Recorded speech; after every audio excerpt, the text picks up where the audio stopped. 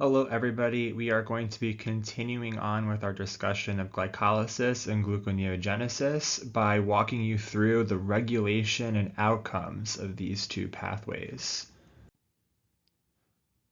We will be describing, for example, the interorgan collaboration that occurs between liver and muscle, which is necessary to regulate glycolytic and gluconeogenic flux.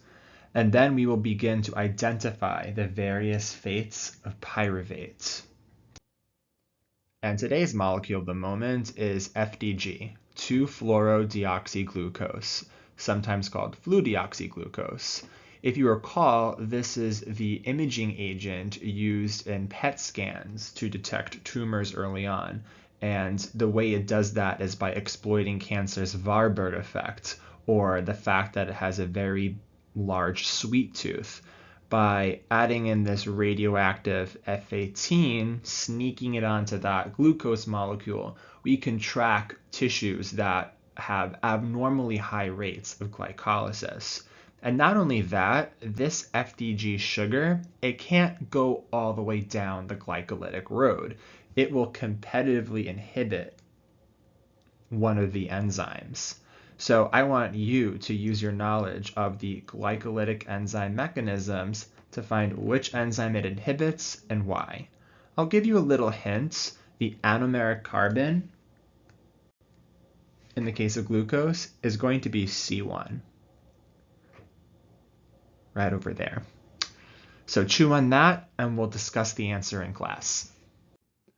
Let's start with the feeder pathways into glycolysis. Glycolysis is the process where we begin to extract energy from glucose, but glucose isn't the only energy source in our diets. Many other sugars can be fed into this pathway. Let's start with fructose, for example.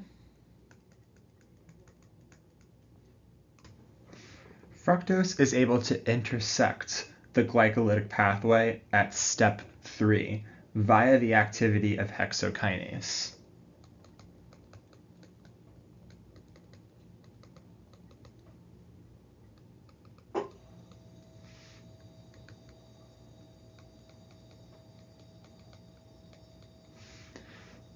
And we can get a feel for that over here.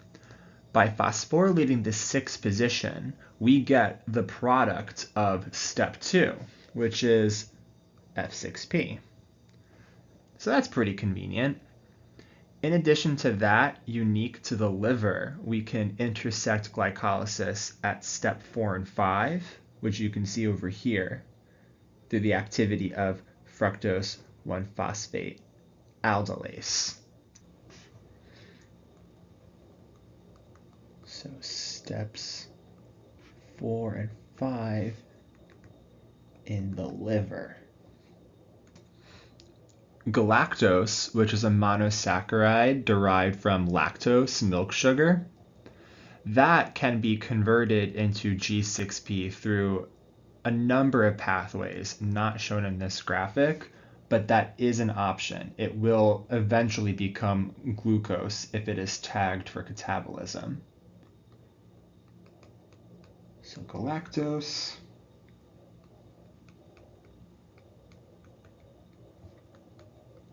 into glucose 6-phosphate.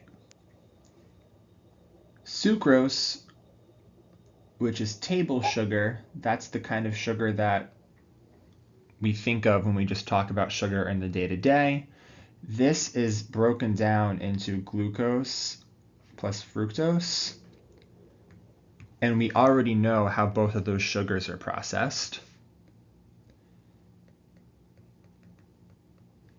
And as for lactose, that is digested into glucose plus galactose. So that should cover all the main entry points from the perspective of monosaccharides. Glycolysis' many feeder pathways do present another avenue for inborn errors of metabolism to occur. Galactosemia is a serious illness where a person is incapable of properly shunting galactose into glycolysis.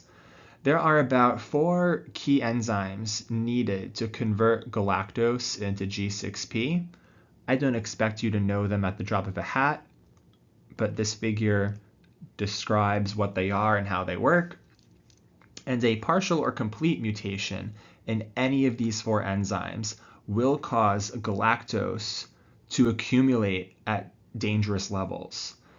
So to alleviate that surge in galactose, other enzymes will end up converting it into a metabolically inactive sugar alcohol called galactitol. And here's the Fisher diagram of that sugar over here, with the aldehyde now reduced to a hydroxyl. So this enzyme, aldose reductase, it sort of puts a band-aid on the problem, but it doesn't make it go away. It actually creates a new one because the body has no way to get rid of galactitol efficiently either. So what happens is galactitol begins to accumulate in your organs and causes problems. For example, one of the diagnostic symptoms of galactosemia is this accumulation of galactitol into the ocular lens. That will make it go cloudy and it can cause blindness. This accumulation of metabolite also causes liver damage and therefore jaundice.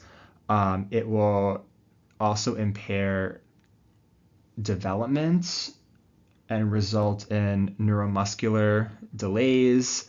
And unfortunately, this disease is incurable. You can mitigate the progression by having your child born with it have a very strict dairy-free diet, but your body does make its own galactose. So by restricting galactose intake, you slow the progression, but you can't avoid it completely. Many people also consider lactose intolerance to be an inborn error of metabolism, albeit a mild one. However, technically that's not true. In reality, it is lactose persistence that is the metabolic error, and lactose persistence is merely the tolerance of dietary lactose into adulthood. Why is that? Well, the ancestral human, aka cave people, they were all lactose intolerant.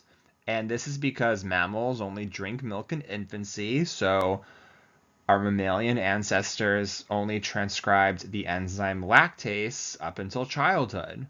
And for humans, that was the case until randomly a few populations in Europe, West Africa, and the Middle East all developed these mutations in a certain transcription regulator called MCM6. And this mutation broke our lactase regulatory machinery in a way that resulted in faulty constitutive expression of lactase beyond childhood. And since these mutations all manifested in communities that had domesticated cattle, they thrived. People ate more, and they were able to pass down this quote-unquote broken gene to eventually a third of the modern human population. It's not the majority of people, but it's still billions.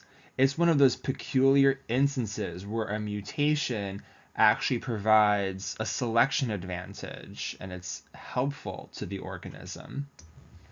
And that's because when you don't have lactase and your body doesn't digest lactose in the small intestine, it's going to find its way down into the large intestine, where we have plenty of these lactobacillus bacteria living symbiotically in our guts. These are good guys, they're good bacteria, but they really, really like lactose. And when you overfeed them, they're going to produce lots of gases, CO2 and methane, which are odorless, innocuous gases within themselves, but there's plenty of odor compounds being generated in our colons at the same time, and these gases are going to need a way to escape. Not only that, all this metabolic activity is going to increase the osmolarity of the stool being developed in our colons. So we have this very nasty combination of gas and liquid diarrhea, and that's why the symptoms are very unpleasant for people with lactose intolerance. It's not that lactose is a poison. It's not that lactobacillus are evil. No bacteria is evil. It's just a confluence of unfortunate circumstances. I want to call back to our glycogen lecture, where I mentioned that the liver is a powerful glucose sensor. And it is so in part because of the reciprocal control that we exhibit over the contrary activities of glycogen synthase and glycogen phosphorylase. Well, there's another instance of reciprocal control that's applied to glucose metabolism as well. And we see that through these important choke points between gluconeogenesis and glycolysis. I'll remind you that in glycolysis step 3, we have the enzyme phosphofructokinase. Technically, it's called PFK1. And what that gatekeeper does is convert the reactant F6P, fructose 6-phosphate, into F16BP. And that molecule is committed to the glycolytic pathway. The opposite reaction in gluconeogenesis is catalyzed by the enzyme FBPase1, where it takes the glycolytic product F16BP and it does the opposite. It rips off that first phosphate, reverting this back into F6P. And that in turn is also a gatekeeper, but for gluconeogenesis. So we have two different enzymes and two different pathways catalyzing opposite reactions. And yet, both PFK1 and FBPase1 are both controlled by a common effector. Namely, they're controlled by F26BP. aka fructose 2,6-bisphosphates. This is a very, very important molecule that is not present in either pathway, yet it regulates both of them. Normally, we're used to seeing phosphates on the first and sixth position of the fructose molecule, which is here and here. But we have a phosphate installed in this peculiar second position on the fructose backbone, which is going to program that molecule to adopt a regulatory role rather than a food role. It's not going to be a substrate in either pathway. So what do I mean by that? Well, it's going to allosterically influence the activities of PFK1 and FBPase1. It's a very powerful stimulant of phosphofructokinase and a very powerful inhibitor of FBPase. And we can get a feel for that in these kinetic curves up here in the top right. Let's first examine the data for PFK1. I'll remind you, this is a glycolytic enzyme. And in this plot, we're measuring activity on the y-axis. And that's going to be a function of its substrate concentration, F6P. And we are going to look at PFK1's activity with and without this magic molecule.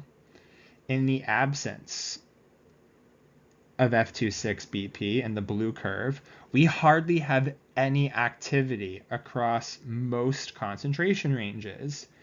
It barely becomes significant until we cross like a 1 millimolar threshold. The KD of this enzyme alone is a whopping 2 millimolar.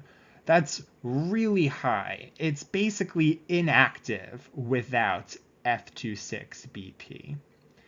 So what happens when we finally do add in this effector, shown in the red plot, we are going to dramatically shift our kinetic curve to the left. The new KD, after we've allosterically activated PFK1, has dropped all the way down to 0.05 millimolar.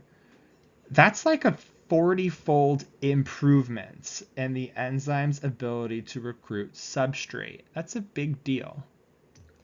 So we can boil this all down into the following. F26BP activates PFK1. And since PFK1 is a key gatekeeper of glycolysis, it is in turn going to activate glycolysis itself.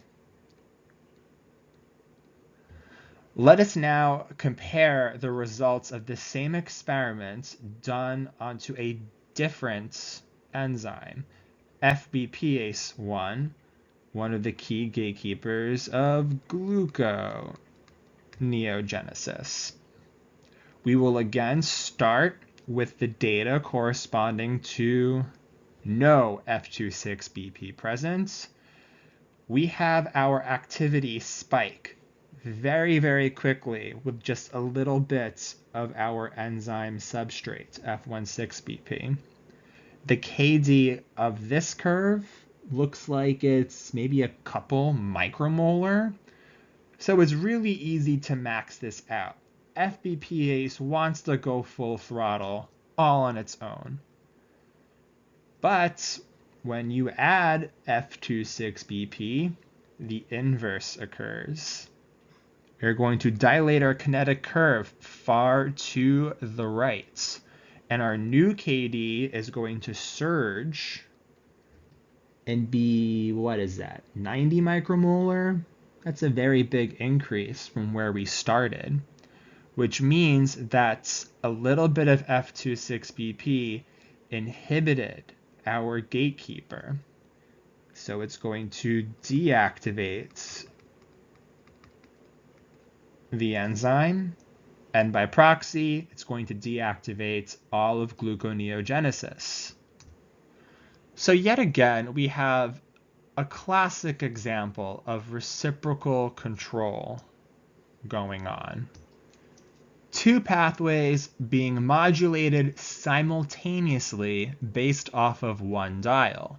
And in this case, it's the F26BP dial. You can't accelerate one without decelerating the other automatically.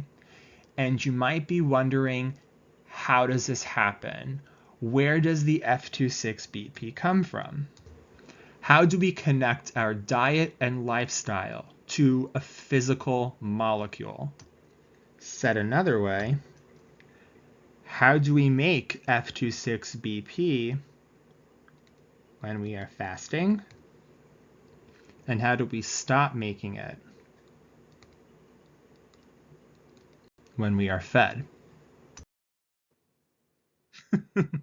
And this is where I'm gonna blow your minds. I'll remind you that PFK1 and FBPase1 are two different enzymes in two different pathways, glycolysis and gluconeogenesis respectively. And their jobs are to make and break fructose 1,6-bisphosphate. Their regulator, fructose 2,6-bisphosphate, is made and broken by the enzymes PFK2 and FBPase2. These are two different enzymes in neither pathway, neither gluconeogenesis nor glycolysis. And this is the funny part. PFK2 and FBPase2 are technically also in the same protein. I'm going to highlight that and let it upset you for a second. But we've got two different enzymes in one protein. Technically, it's two different enzymes within one polypeptide sequence. Let's take a gander at the quaternary structure of this special 2-in-1 protein down below.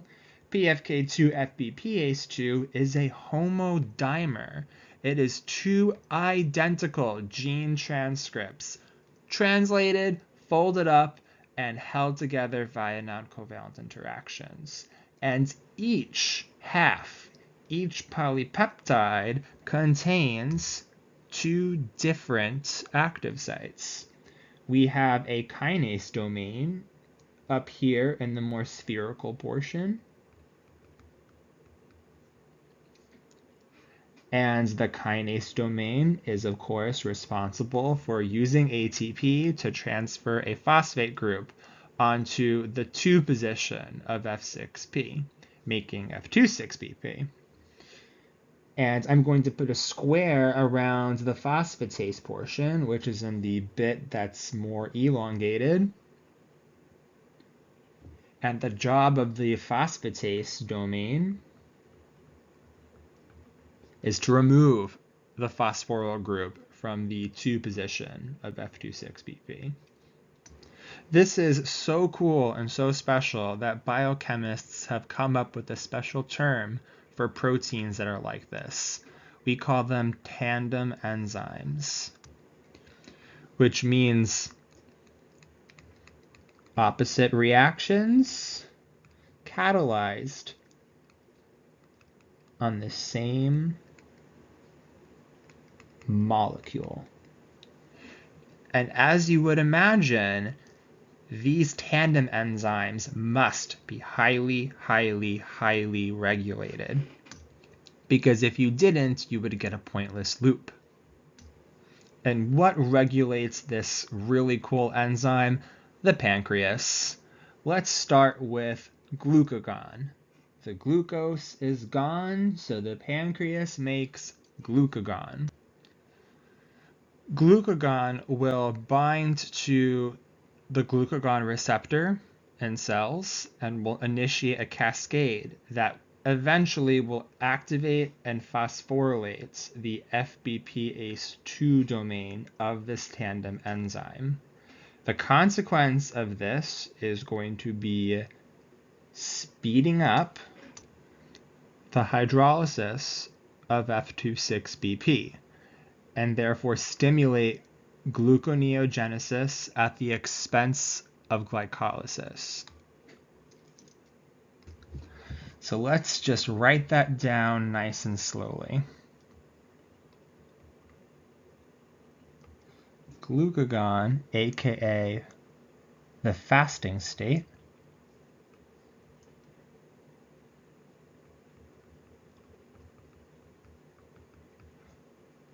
phosphorylates / activates the FBPase2 domain.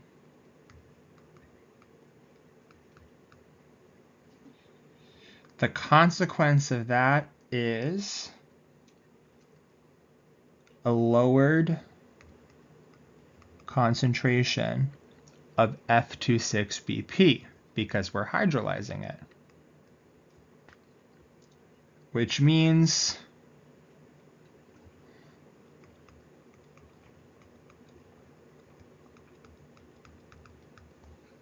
gluconeogenesis goes up. On the flip side, let's look at what happens when we have insulin. Insulin gets released when we are in a fed state. This is going to trigger another signaling cascade that is going to do the opposite to our tandem enzyme. It's going to activate phosphoprotein phosphatase that is going to remove the phosphate from this tandem enzyme.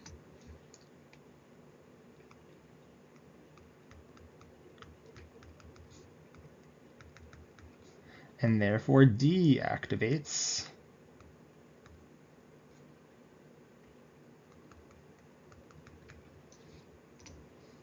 FBPase2.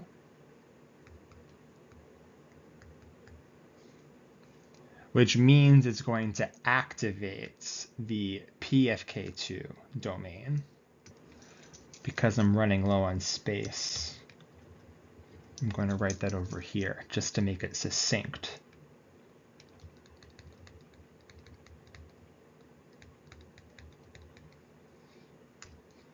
The immediate consequence of that is going to be an accumulation of the concentration of F26BP, which will correlate to increased glycolytic flux. This is how our diet and our lifestyle can shift the gears in our molecular metabolisms. It's going to ensure that we are anabolic when we have the resources and catabolic when the demands say so.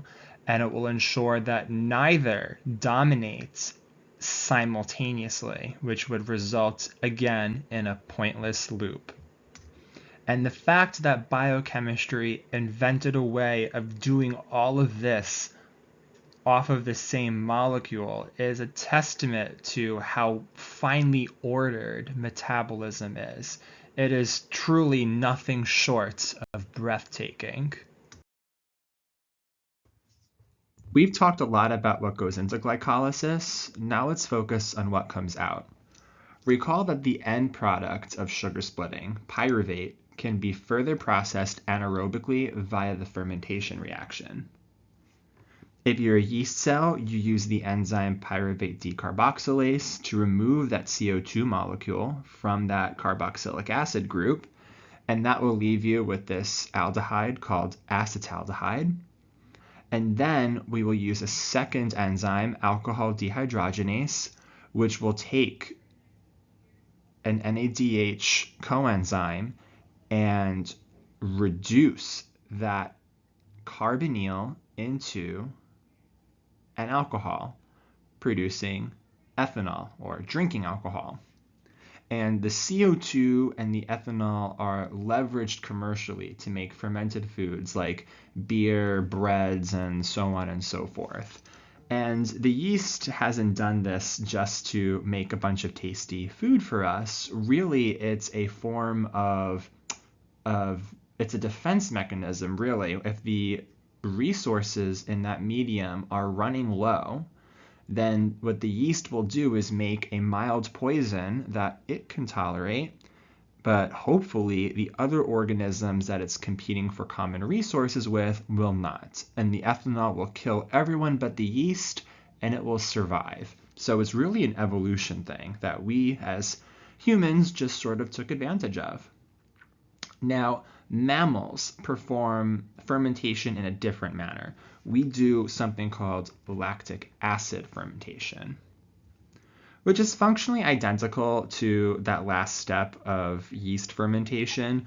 We take our pyruvate and we use a different enzyme called lactate dehydrogenase, which will exhaust one of the NADHs we made through glycolysis and reduce this carbonyl into an alcohol, converting pyruvate into lactates.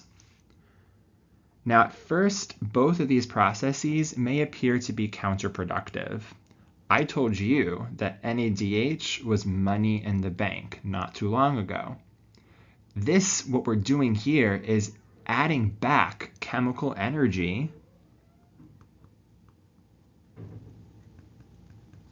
to our molecule. Why would we do that? Isn't this catabolism? Isn't the point to extract energy out? Well, NADH is really only useful for aerobic respiration here. Without oxygen, we need to recycle this NAD+ to allow for glycolysis to keep on oxidizing more glucose and get the cell running a little bit longer until we can get back into an environment that has oxygen. It's really meant to buy us time. In the steady state, the ratio of NAD plus and NADH is about 700. Persistent anaerobic glycolysis will decrease that ratio. Fermentation mitigates that. Now, fermentation is one dimension of the hypoxic response. It's something that we can do to eke out a little bit more energy until we find a way to get to an environment that has an adequate oxygen supply. However, during times of intense acute anaerobic exercise, like sprinting or weightlifting or, heaven forbid, asphyxiation, that lactate fermentation can be a problem. We do not want lactate to accumulate in muscle tissues. Metabolically, it's useless. Not only that, pyruvate and lactate are going to be acidic. So if we don't switch into an aerobic mode of respiration, we are going to quickly succumb to acidosis. So we have two problems here when we undergo moderately extended hypoxia. We're running low on sugar and we're accumulating these kind of dangerous sugar acids. To address both of these issues, extrahepatic tissues, such as skeletal muscle, have lactate exporters, and they will deliver lactate to the bloodstream, which will eventually be imported into the liver. From there, the liver has special mechanisms in place that can shunt lactate into gluconeogenesis.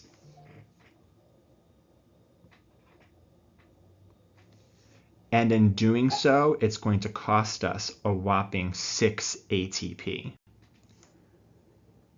But once we do that, the liver can create a fresh supply of glucose and export it into the blood, where it is delivered to the extremities. So we can continue this fermentation and anaerobic glycolysis.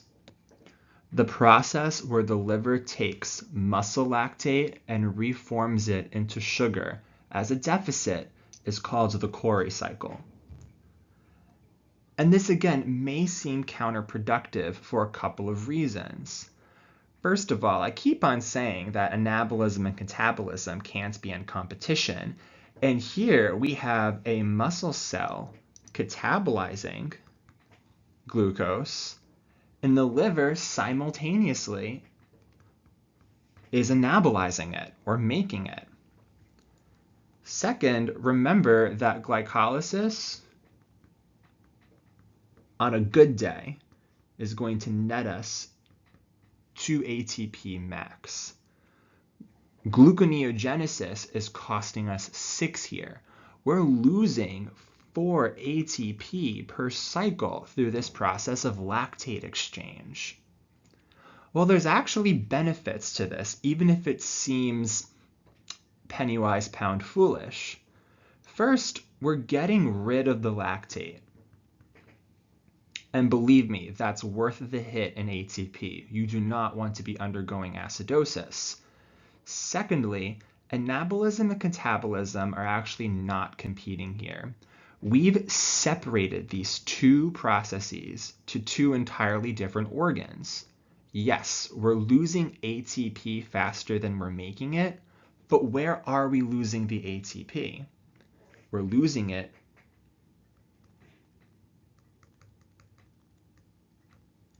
in the liver. The liver works hard, but not acutely. Muscles do. The liver has way more glycogen and energy to spare. The muscles don't. They need more glucose now. And the Cori cycle helps keep them fed in times of low oxygen and high acid.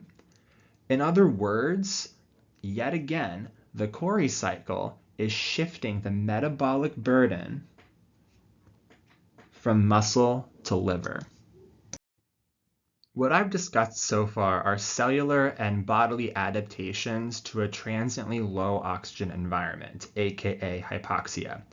Hypoxia is dangerous. Without oxygen, our ATP generation capabilities are hindered to the point where we can't keep basal metabolism going. We need ATP to power, for example, pump proteins that establish a steady state osmolarity, which will prevent our cells from bursting. Because hypoxia is dangerous, we have even more protective mechanisms against it, beyond what I've described. For example, hypoxia-inducible factor, HIF. This is a transcription factor that is kept dormant by normal oxygen levels in the cell. When oxygen gets low, though, HIF activates and it partakes in transcription level control to help ramp up glycolysis and buy us time. One way we do that is to alter the levels of glucose importers in our membranes. Most cells contain GLUTs 1 and 3, which are easily saturated glucose importers responsible for basal sugar uptake. Okay, they've got a pretty low km of 1 millimolar, so they can saturate pretty easily.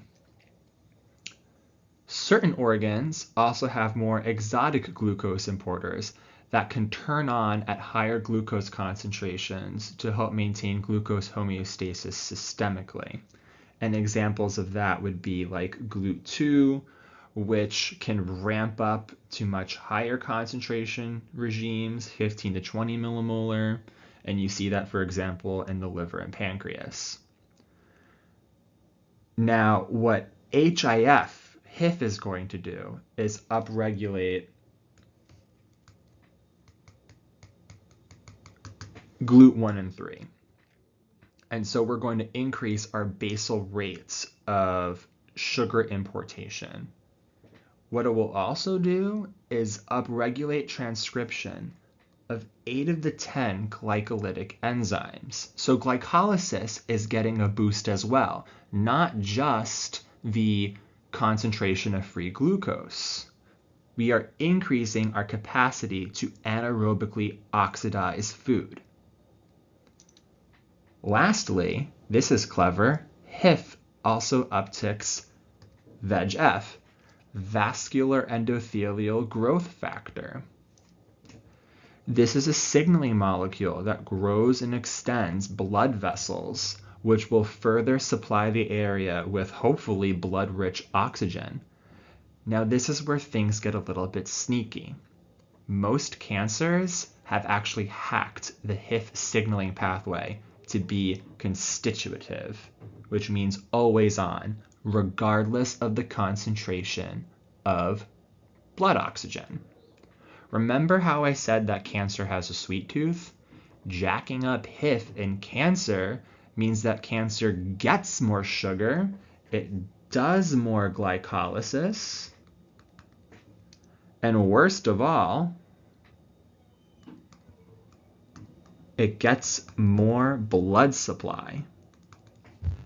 This is called tumor angiogenesis. This is where cancer becomes dangerous and it shifts into a catastrophe. All right? Tumors often begin in this anaerobic mode because they're poorly vascularized.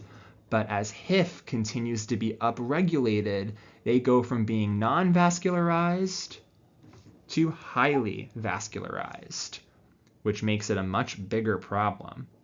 Most biology classes will teach you that cancer is the cell cycle gone wild, and that's true to an extent, but the cell cycle is expensive, and you have to pay for it even if you're a cancer cell.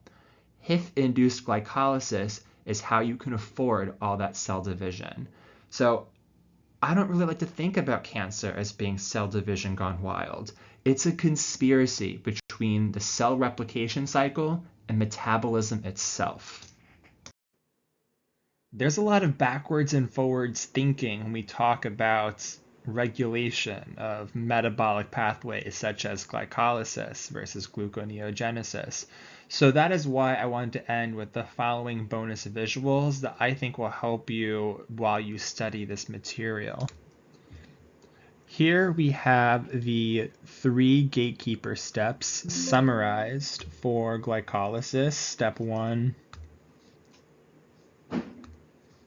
step 3, and step 10. I think they do a good job of boiling it all down to the essentials. And in the pictures over here below, we're going to illustrate the primary parameters that regulate glycolysis in muscle tissue versus the liver, and just a general overview of enzyme regulation, at least as it pertains to our gatekeepers in steps 1, steps 3, step 10. And in this graphic, we have mapped out in both glycolysis and gluconeogenesis the allosteric activators and deactivators for these 2 processes. But I will also mention that this graphic is missing some. So maybe it's a good study exercise for you to go back in your notes and find the missing enzymes and the missing effectors for them. If you haven't noticed by now, regulation is the name of the game, and thanks for playing.